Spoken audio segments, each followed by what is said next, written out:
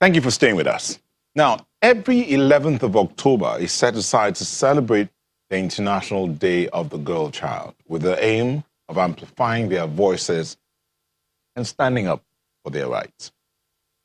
This year, the theme is Girl Force, Unscripted and Unstoppable.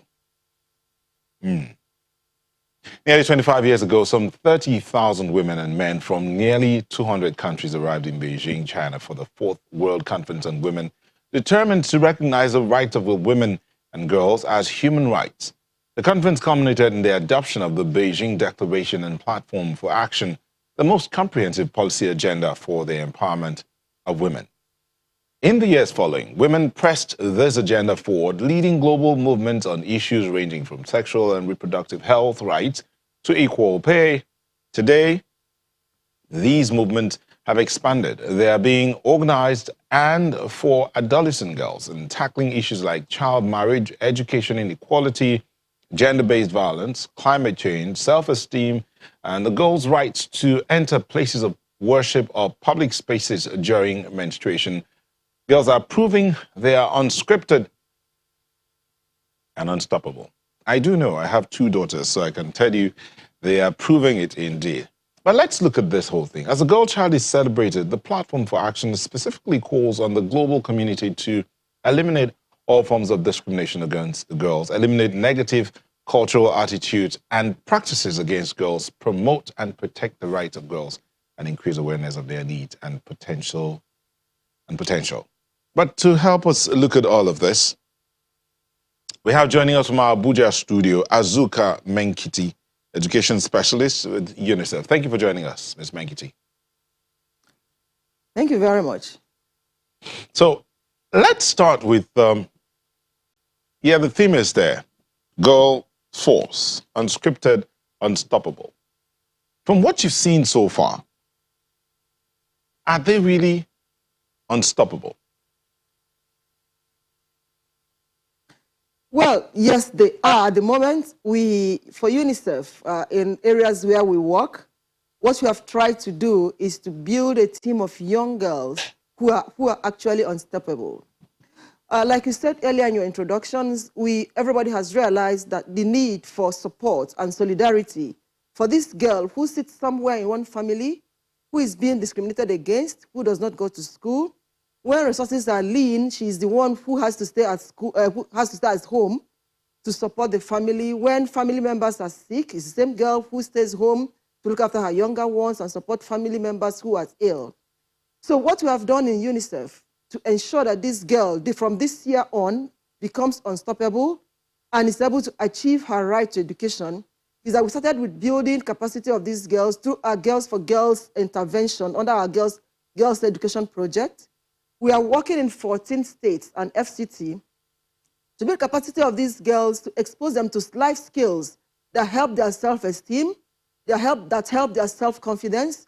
So for this celebration this year, what we have done is to ensure that these girls come together, about 10,000 girls across 14 states and FCT were brought together in different states to build capacity around the fact that they need to stand up for themselves, to build capacity and amplify their voices for their own rights, to build solidarity and place all attention on the fact that girls need to be supported.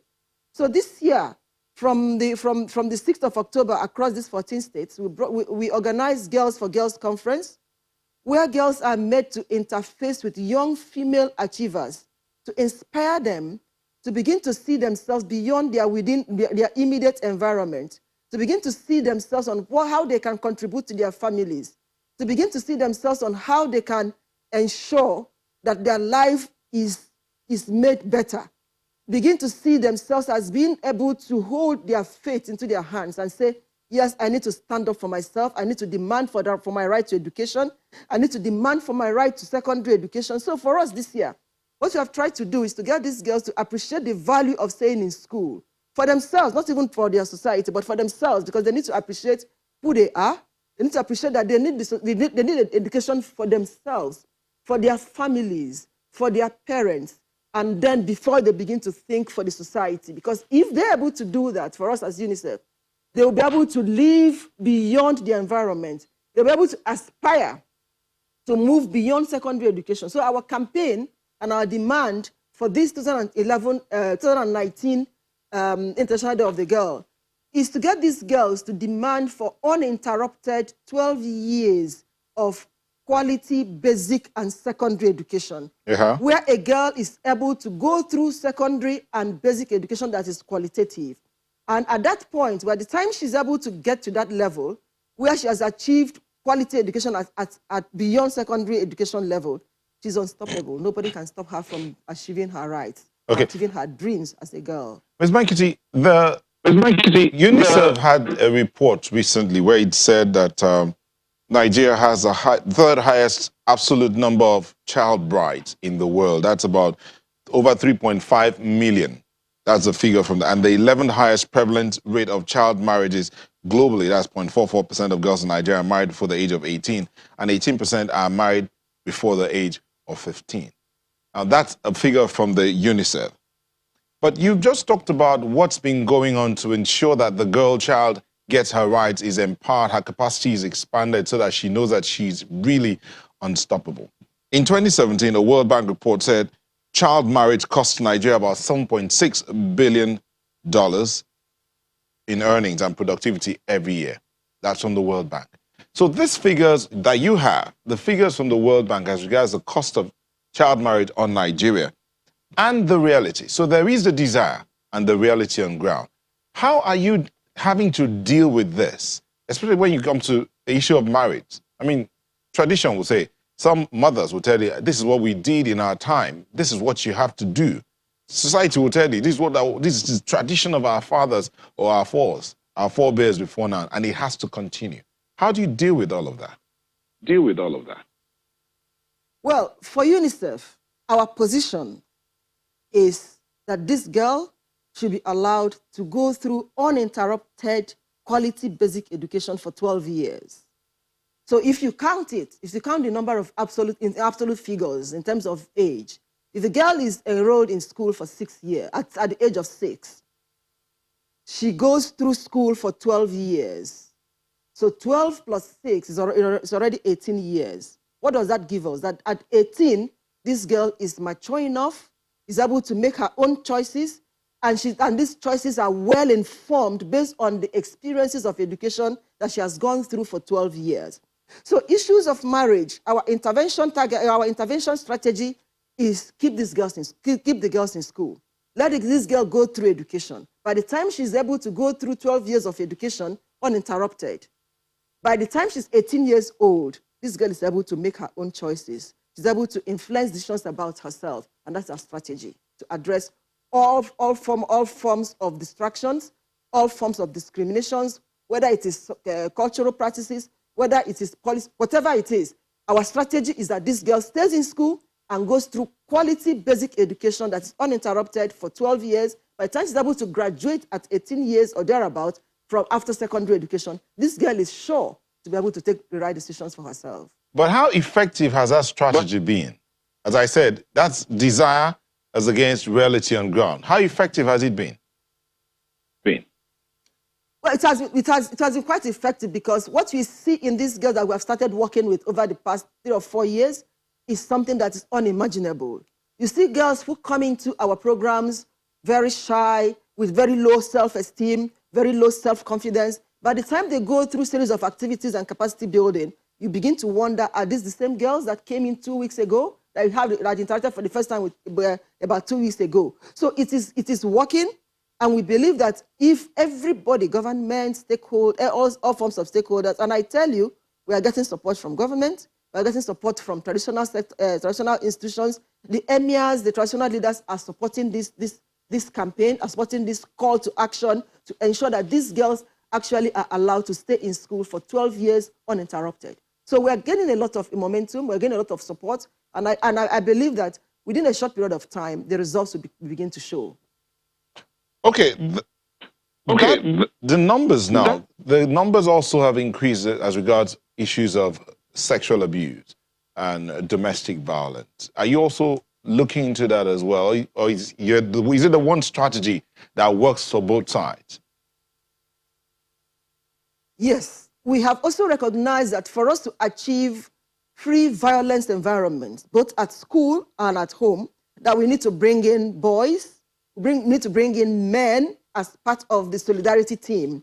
So within our G4G intervention, Girls for Girls intervention, we also have what we call the He for She's and Male Champions for Girls Education. And all of these people come together to look at how to, for the boys and the men, we're looking at how to we're building capacity on what we call positive masculinity, where we build capacity of young boys to begin to see their sisters differently, to begin to see their girls, their classmates who are girls and their friends who are girls within their schools differently, and build a solidarity of how to make sure that these girls are not abused, that these girls are not violated in any form by anybody. And it is working. You find boys in these communities who lead campaigns, who lead rallies on saying that if you abuse my sister, you have me to contend with. If you don't send my sister to school, I will not go to school. So you see, we are building a momentum of people, both male and female, who will be in the forefront of this campaign and awareness creation to make sure that girls are not violated and girls are not abused. Thank you for staying with us. We're still looking at the International Day of the Girl Child, empowering and securing the future. But the theme for this year's celebration, which is done every 11th of October, is the girl force, unscripted, unstoppable. We've been joined via Skype by Taiwo Akinlami, who is a rights advocate, a legal practitioner, but specifically focused on the girl child, how to get her to where she ought to be. Mr. Akinlami, thank you for joining us. Thank you very much for having me. It's a beautiful morning. Indeed, a beautiful morning. I guess you're still in traffic. I am stuck in traffic. I've been on one spot for close to 1.5 hours. Oh, well. So serious. At least we're grateful that we can have you talk to us about this matter. Now, before you came on, we were talking to Azuka Menkiti of UNICEF, and she talked about their strategy to ensure that the girl child is kept in school. She says that has proven quite effective. But we also know that you are more or less like on ground. You've been having to deal with different issues as regards the girl child. Tell us, how effective are all these strategies, not just from the UNICEF, other organizations, individuals who are doing things to empower the girl child in the face of her being unscripted and unstoppable? How effective would you say it has been? Is gory. The picture is so bad because as of today, we have 13.5 million Nigerian children out of school. 60% of those out of school are girls. We have a situation where many of our children are being married out at a very young age. We have a situation where children cannot afford basic things of life. So when you look at all of that put together, you begin to wonder what has become of all of these efforts being made. It is important for us to understand that no matter how much we try, the backlog of the state of affairs of our children, begins to get worse by the day. So I think a day may not be enough to discuss all of these matters. We just need to keep talking, keep doing advocacy, because you see, the Constitution of Nigeria is clear. The welfare and the security of the people shall be the primary aim of government. So children are also, citizens. They are not grand citizens of Nigeria.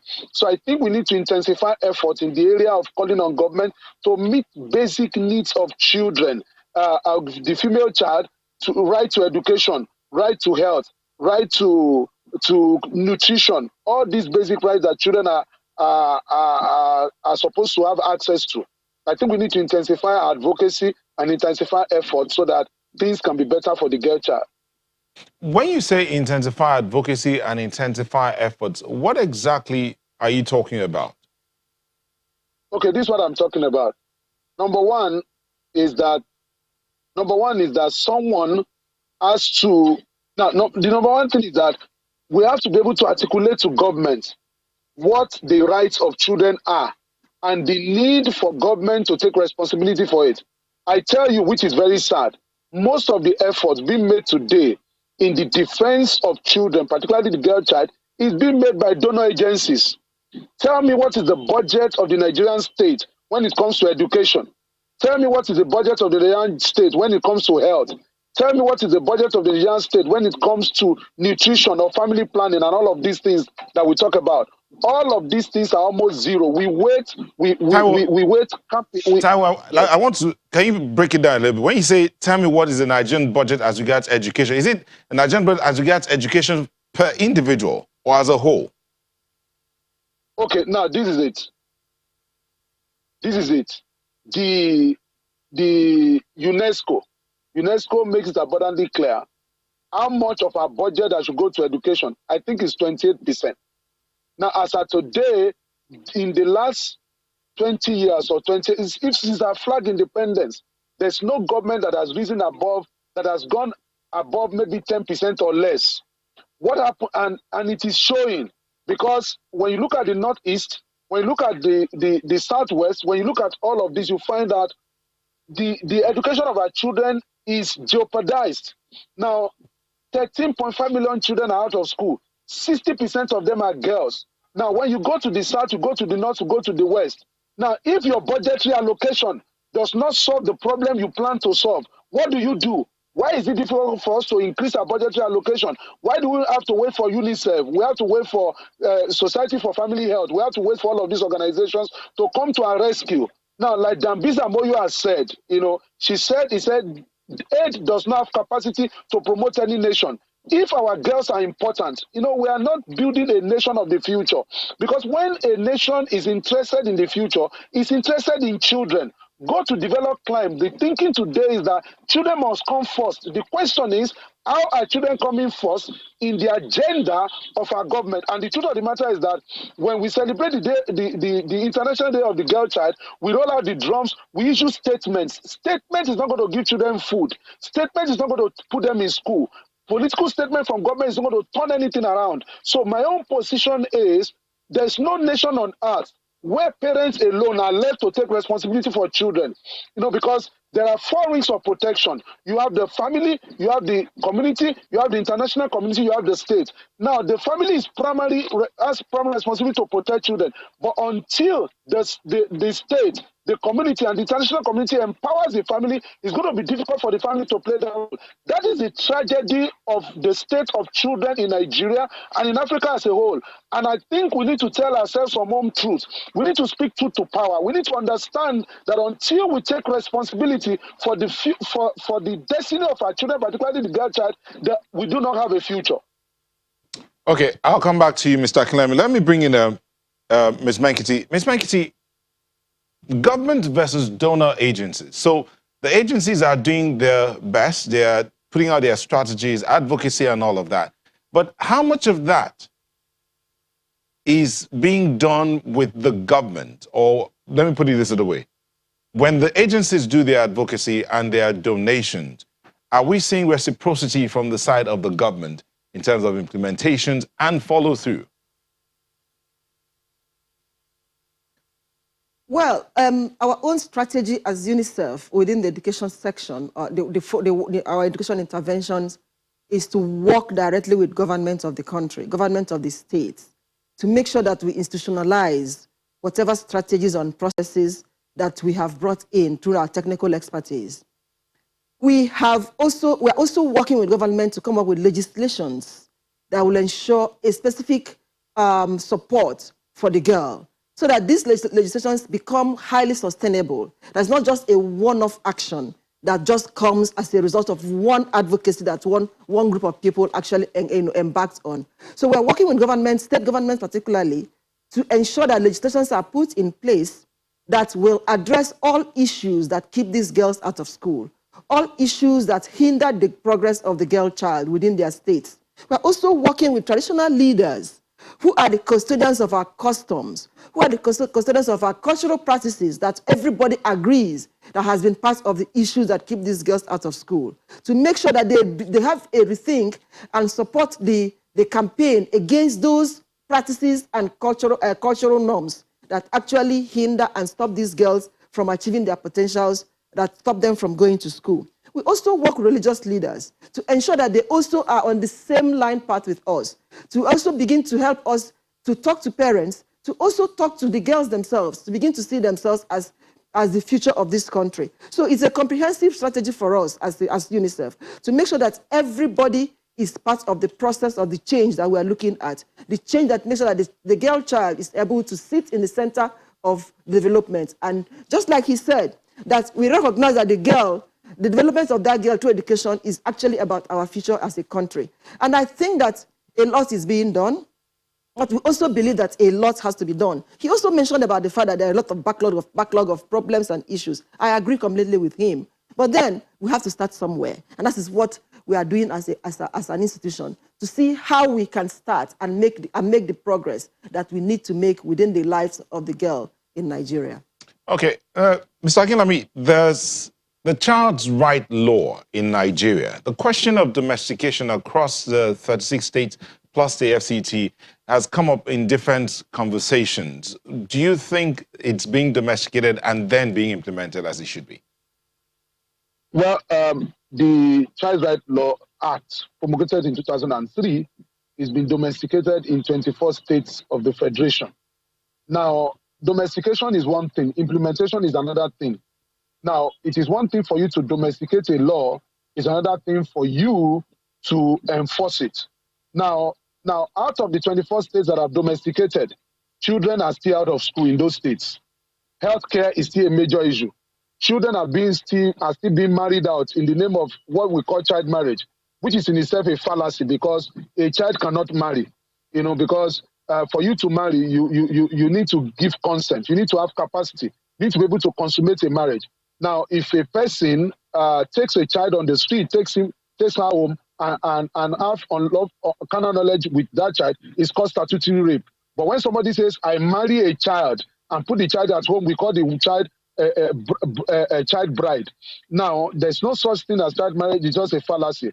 But, going to the point that we are discussing, the fundamental thing is that the law as it is cannot enforce itself. That is why in 2003, when the Child Rights Act was promulgated, I was privileged to work with UNICEF to go around this country, raising an advocacy, creating an awareness and enlightenment. I think the law will rest on the arms of enlightenment. And that is why, enlightenment is superior to enforcement, as I always say. So the fundamental thing is that the law is one thing, good. Another thing is that apart from after the law, what is our belief system about the child? Now, we treat children the way we see them. We see them the way we're seeing growing up. The challenge we are dealing with primarily is our belief system. The law does not come to correct belief. As a matter of fact, it is belief that we create the law. So when we create the law, now when you look at this Child Rights Act of Nigeria, how did it come to fore? How did it come to the fore? How was it promulgated? It was organizations like UNICEF and international organizations that funded that law, that ensured that they work with Nigerians to ensure that law was promulgated. The first time that bill was presented before the National Assembly, it was thrown out. It was UNICEF that mobilized people to ensure that law was finally promulgated. Now, this is the truth. If an international organization prevailed on our government to promulgate a law, and those international organizations are the one canvassing all around to ensure that these laws are domesticated in our states, I think it's a shame that it is international organizations that are leading all of these efforts. What is the budget of the Nigerian government, for example, since this government came to power, to ensure that these other states, particularly the core northern states, northeastern states that are yet to promulgate this law, are encouraged to do so? Government intervenes when states are not able to pay salary. Government intervenes when other things happen in the state. How come government has not been able to intervene when it comes to the issues that has to the laws that protect our children? When it comes to eradication of polio, you find international organization. Everything, we have become a beggarly nation, and it ought not to be so. And that is the impact on our children. We don't have clear budget when it comes to social amenities for our children. Let me quickly tell you, when we talk about underprivileged children, Nigeria does not have underprivileged children, because these children that you call underprivileged, what they are denied of are not privileges. They are denied of education, they are denied of health, they are denied of shelter, they are denied of nutrition. All these things they are denied of. They are basic rights of every child, recognized in our constitution, that every child has a right to education to university level. Every child has right to primary and secondary health care. All of these things are missing. So the fundamental thing is that when you look at the Constitution, there's a problem. When you look at the laws that are supposed to protect our children, even where states where the law have been domesticated, the question is, how have we fared in protecting the rights of the child, or on using this law to ensure that the rights of children are protected? It is a major issue. Now, I'm not a social critic. I'm not trying to hold government. I'm not trying to abuse government or cause trouble. But what I'm just saying is that the facts speaks for themselves. In law, we call it res issa loquitur. Okay. It is high time Mr. Akinlami, responsibility. Mr. Akinlami, we are completely out of time, but I need you, while we're looking to the government and the agencies that are doing what they're doing to do, in like 10 seconds, what can you say to the young man, to the young lady, to the girl child, and even to the boy child, as per empowering themselves or positioning themselves for the future? Real quick. Well, the girl child is unstoppable. The girl child is unscripted. At the end of the day, one of the three leading banks in Nigeria today are being led by women. It is high time that we rise above whatever circumstances we face and decide to do something meaningful and something powerful with our lives. We can still make a difference despite all the rot, despite all the situation that we are faced with. The future belongs to those who dare. I charge our young people to rise today and dare, fight for their destiny, look for something to do that will make all the difference in their lives. Thank you. Thank you very much, Mr. Taiwo Akinlami, who is a rights advocate, a legal practitioner, and Azuka Menkiti, education specialist, UNICEF. Thank you both for sharing your thoughts with us. Sunrise will be back for the home stretch in a moment. Please join us.